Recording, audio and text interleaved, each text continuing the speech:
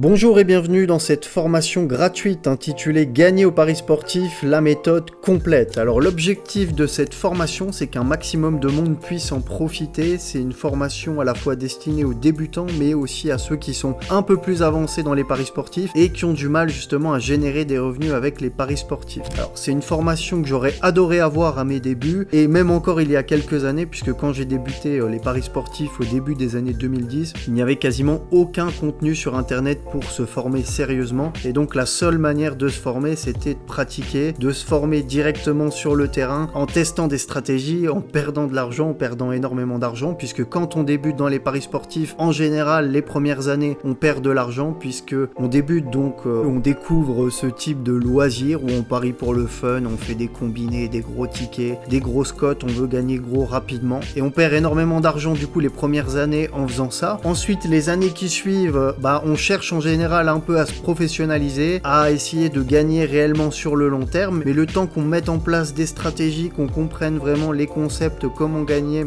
on perd encore de l'argent. Et donc en fin de compte, c'est seulement au bout d'énormément d'années de pratique dans le monde des paris sportifs qu'on peut enfin commencer à espérer gagner de l'argent sur le long terme et générer des revenus tous les ans. Donc l'objectif de cette formation, ça va être tout simplement de vous faire gagner du temps, de vous faire gagner des années, de vous expliquer moi tout ce que j'ai appris au long de ces années d'apprentissage. Ça fait maintenant plus de 10 ans que je parie, que je suis dans l'univers des paris sportifs, que j'ai une communauté aussi dans le monde des paris sportifs, que j'échange avec des gens qui font du pari sportif, donc je connais aussi les difficultés que vous avez, les questions que vous avez, et les erreurs aussi que font les débutants, puisque je reçois énormément de messages de débutants, que ce soit sur YouTube, sur Telegram, ou encore et encore plus sur TikTok. Donc c'est vraiment l'ambition que j'ai avec cette formation. Alors déjà, commençons par les bases. Les paris sportifs ne consistent pas simplement à deviner qui va gagner un match. Et c'est pourtant l'erreur que font la majorité des parieurs, ils veulent deviner qui va gagner. Par exemple, si je prends l'exemple d'un match au hasard, on va regarder le match PSG-Barça, les gens vont essayer de deviner, ils vont parier, tiens je parie sur le PSG cote à 2,05 parce que je pense que le PSG va gagner. Ou alors un autre parieur va dire, non moi je parie sur le Barça, ils ont une cote à 3,52, je suis sûr que Barcelone va gagner, ils vont exploser le PSG chez eux, je suis obligé de parier sur Barcelone pour ce match. En réalité, les paris sportifs, c'est pas ça, c'est ce qu'on va voir dans la suite de la formation, c'est plutôt une combinaison d'analyse, de stratégie et bien sûr un peu de chance, puisque ça reste quand même un jeu de hasard. Mais avant tout, ce qu'il faut comprendre, c'est le langage et les principes de base dans les paris sportifs, c'est essentiel. Les cotes, par exemple, sont le fondement des paris sportifs, elles déterminent non seulement combien vous pouvez gagner pour chaque euro misé, mais elles reflètent également la probabilité d'un événement donné. Savoir lire et interpréter les cotes, c'est la première étape pour prendre des bonnes décisions. Ensuite, il y a les différents types de paris. Il y a les paris 1 et 2, les over-under ou encore les handicaps asiatiques. Et chaque pari offre des opportunités différentes. Comprendre quand et comment utiliser chaque type de pari peut considérablement augmenter vos chances de succès. Et bien sûr, il y a des termes clés, des principes à bien comprendre, comme par exemple la bankroll. Qu'est-ce que c'est une bankroll? Il y a énormément de parieurs qui n'ont même pas de bankroll. Quand je parle de gestion de bankroll sur Telegram par exemple, ils me disent c'est quoi une bankroll Nico? Bon voilà, c'est déjà la base d'avoir une bankroll et de comprendre ce que c'est. Encore un autre terme, le value bet par exemple, comprendre ce que c'est un value bet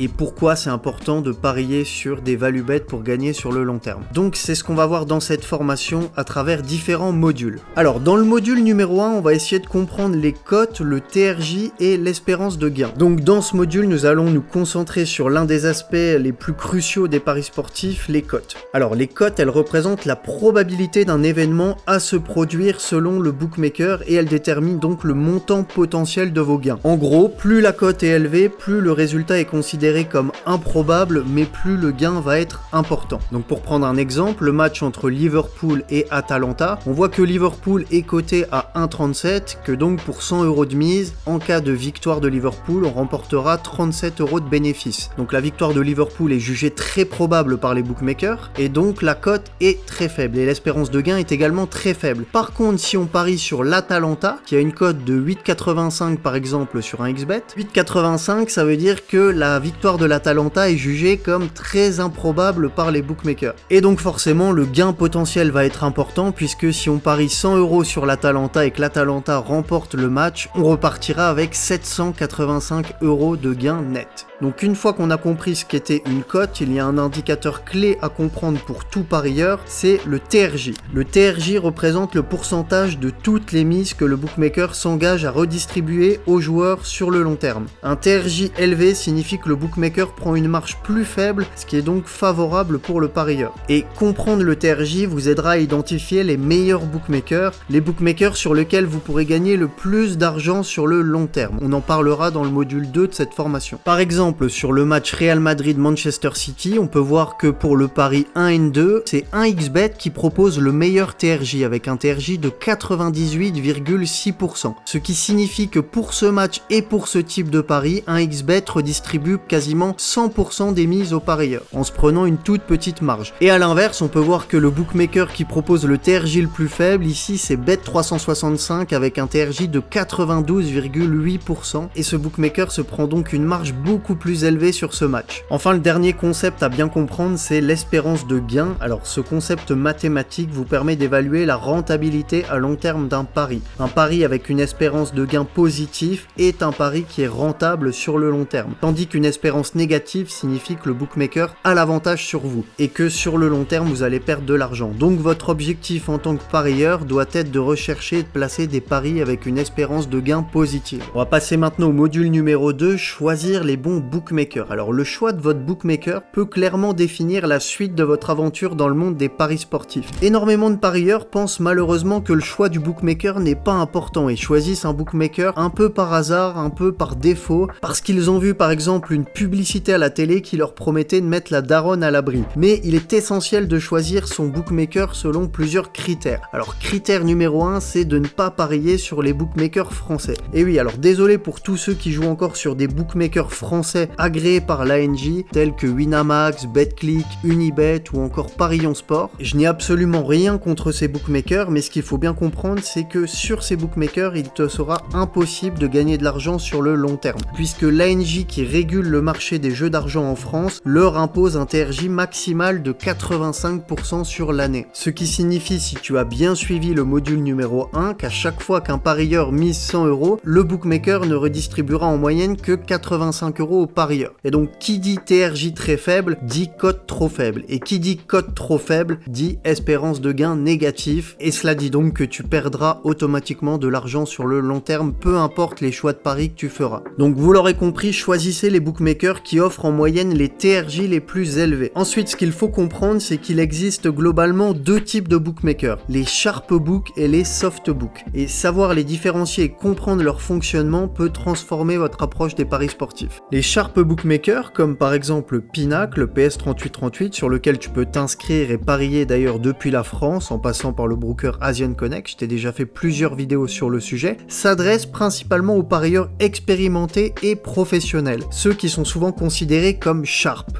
Et ces parieurs ont tendance à bien comprendre les dynamiques de marché des paris sportifs et peuvent identifier des value bets que le bookmaker n'a pas encore ajusté. Les cotes chez un sharp bookmaker sont très compétitives et se mettent à jour rapidement en réponse aux mouvements de marché et aux paris importants. Et les sharp bookmakers sont généralement plus tolérants envers les parieurs gagnants. Plutôt que de limiter ou bannir ce type de parieurs, ils utilisent leur expertise pour affiner leurs propres cotes. Et en ce qui concerne le TRJ, les marges appliquées aux cotes sont généralement plus faibles, ce qui signifie de meilleures cotes pour les parieurs. Les soft bookmakers, quant à eux, visent le marché de masse, incluant les parieurs récréatifs et occasionnels. Ces parieurs sont moins susceptibles d'analyser intensivement chaque pari et sont souvent attirés par les promotions et les bonus. Les cotes proposées par les soft bookmakers peuvent ne pas être aussi agressives ou récréatives que celles des sharp bookmakers, et à l'inverse des sharp bookmakers, les soft bookmakers ont tendance à être beaucoup moins tolérants envers les parieurs gagnants, pouvant limiter les mises ou même fermer totalement les comptes des parieurs jugés trop compétents ou chanceux. C'est pour ça que les parieurs gagnants ne peuvent pas parier sur les soft bookmakers. Ils finissent tous par être bannis. Alors pour ma part, je vous conseille d'avoir des comptes chez ces deux types de bookmakers. Pinacle, le PS3838, vous offrira des cotes très compétitives, notamment sur les gros événements. Vous aurez généralement des liquidités plus élevées, ce qui signifie que vous pourrez miser plus d'argent sans être limité. Et évidemment, le TRJ est souvent très élevé puisque Pinacle prend des marges très faibles. Par contre, ce qui va être intéressant sur les soft bookmakers, c'est que contrairement à Pinacle, les codes des soft bookmakers vont généralement être très mal ajustés et ils peuvent être parfois en retard dans l'ajustement de leurs cotes, ce qui va nous offrir des opportunités de value si on est réactif. Notamment une stratégie qui est excellente, c'est de comparer les codes de Pinacle PS3838 aux codes des soft bookmakers. Donc pour comparer ces codes, vous pouvez les comparer manuellement en comparant les codes de Pinacle avec les codes des bookmakers. Vous pouvez également utiliser un outil comme oddsportal.com sur lequel vous allez pouvoir passer en revue les codes de tous les bookmakers et comparer, ou encore recevoir automatiquement ces différences de codes via un bot Telegram par exemple avec l'outil Odds Notifier que je vous ai présenté dans ma dernière vidéo. Donc c'est vraiment une stratégie très bonne et vous allez pouvoir faire de l'argent sur ces deux types de bookmakers, les sharp bookmakers et les soft bookmakers. C'est pour ça que je vous conseille d'avoir le plus de comptes possible sur le plus de bookmakers différents, que ce soit des sharp bookmakers ou des soft bookmakers. Module 3, les stratégies gagnantes. Une fois qu'on a compris comment fonctionnait une cote, qu'on connaît les bookmakers sur lesquels parier, nous allons maintenant voir comment améliorer nos gains dans les paris sportifs. On va aborder des sujets comme la gestion de bankroll ou encore la détection de value bet. Commençons par la gestion de bankroll. La gestion de bankroll est un aspect crucial dans les paris sportifs, souvent négligé par de nombreux parieurs comme je le disais dans l'introduction de cette vidéo. Beaucoup de parieurs jouent sans bankroll ou ne savent même pas ce que c'est une bankroll. Donc pour commencer, qu'est-ce qu'une bankroll? Il s'agit de l'argent que vous pouvez vous permettre de perdre sans que cela affecte votre situation financière générale. Comprendre l'importance de la bankroll est fondamental car elle vous permet de parier de manière responsable et d'éviter les risques financiers inutiles. Une fois que vous avez constitué votre bankroll, vous allez maintenant devoir la gérer intelligemment. Apprenez à ajuster la taille de vos paris en fonction de la taille de votre bankroll. Cela implique de ne jamais risquer une trop grande partie de votre bankroll sur un seul pari pour éviter des pertes catastrophiques. Personnellement, ma méthode préférée est de miser 1% de ma bankroll par pari, ce qui signifie que si j'ai une bankroll de 10 000 €, je mise 100 € sur chaque pari. C'est une gestion de mise simple que n'importe qui peut appliquer. Il y a évidemment une multitude d'autres manières de gérer sa bankroll, on pourra en parler dans une autre vidéo, mais si vous maîtrisez déjà celle-ci, vous ferez un grand pas vers le succès dans les paris sportifs. Parlons maintenant des value bets. Qu'est-ce qu'un value bet? Un value bet se produit lorsque les cotes offertes par les bookmakers reflètent une probabilité inférieure à la vraie probabilité de l'événement. En gros, le pari a plus de probabilité d'être gagnant que ce que les cotes suggèrent. Comprendre et identifier les value bets est essentiel pour battre les bookmakers à long terme. Cela vous permet de placer des paris où vous avez l'avantage sur le bookmaker.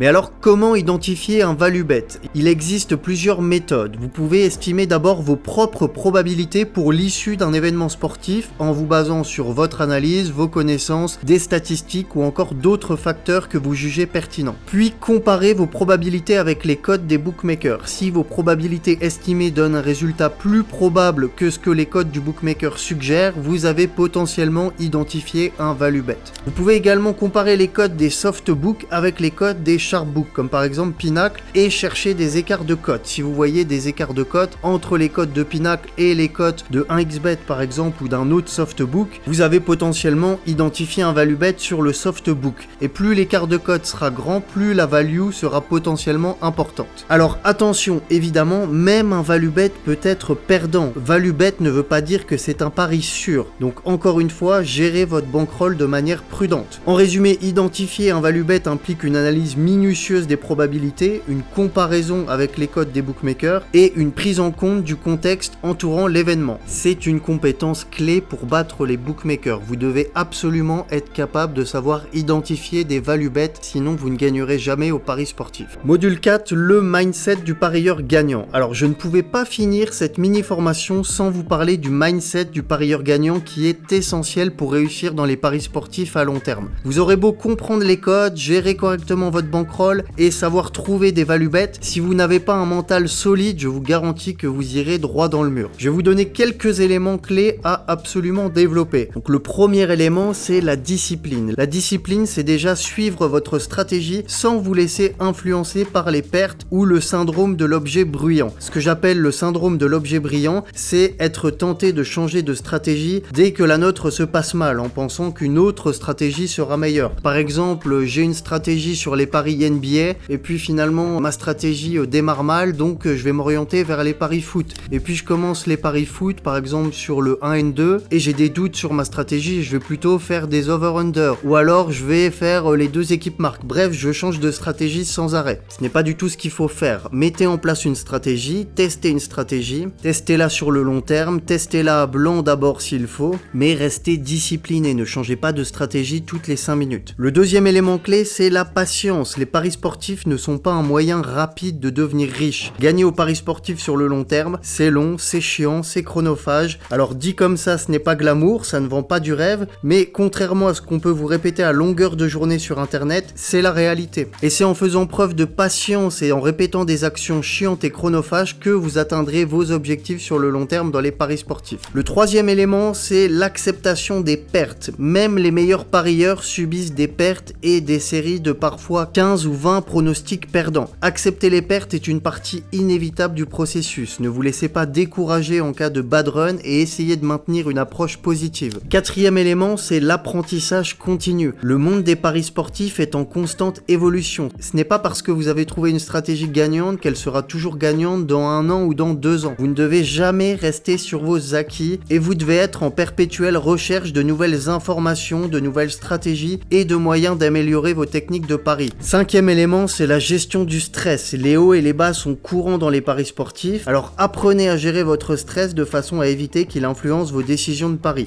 Et dernier élément, soyez résilient. Gardez la motivation même pendant les périodes difficiles, gardez vos objectifs en tête, restez focus sur les résultats que vous souhaitez obtenir à long terme et essayez de visualiser vos objectifs, ça vous aidera énormément. Pour conclure cette vidéo, je vais vous donner un mini plan d'action à mettre en place. Voici ce que vous devriez faire tout de suite après cette vidéo. Alors en 1, évaluation de votre bankroll actuel. Déterminez le montant que vous êtes prêt à consacrer aux paris sportifs. Déterminez le montant de votre bankroll. En 2, définition de vos objectifs de paris. Qu'espérez-vous atteindre avec vos paris sportifs? Fixez-vous des objectifs clairs et réalisables. En 3, le choix des bookmakers. Ouvrez des comptes chez plusieurs bookmakers en incluant à la fois des sharp et des soft bookmakers. Si vous souhaitez avoir la liste des bookmakers sur lesquels je place de l'argent et que je recommande personnellement, je vous mets un lien directement dans la description de cette vidéo ainsi qu'en commentaire épinglé. Vous aurez une liste avec plusieurs bookmakers, des sharp books, des soft books et vous pourrez faire vos choix. Et en 4, rejoignez mon canal Telegram, c'est le canal Suspicious Game, je vous mettrai également le lien en description de cette vidéo ainsi qu'en commentaire épinglé. C'est le canal sur lequel je poste tous mes pronostics, sur lequel je poste différents graphiques, des statistiques qui peuvent vous aider pour réaliser vos paris sportifs. Si vous souhaitez suivre mon travail dans les paris sportifs, n'hésitez pas à rejoindre le canal Telegram. Donc voilà pour cette mini formation, j'espère que cette vidéo vous aura été utile. Si c'est le cas, n'hésitez pas à me le dire dans les commentaires. N'hésitez pas également à vous abonner à la chaîne, à laisser un gros pouce bleu si vous avez aimé cette vidéo. Merci à tous ceux qui mettront un commentaire pour le soutien ou qui lâcheront un pouce bleu. Ça m'aide énormément dans le travail que je fournis pour la chaîne. Bon courage pour votre stratégie dans les paris sportifs et je vous dis à très vite sur YouTube pour une prochaine vidéo.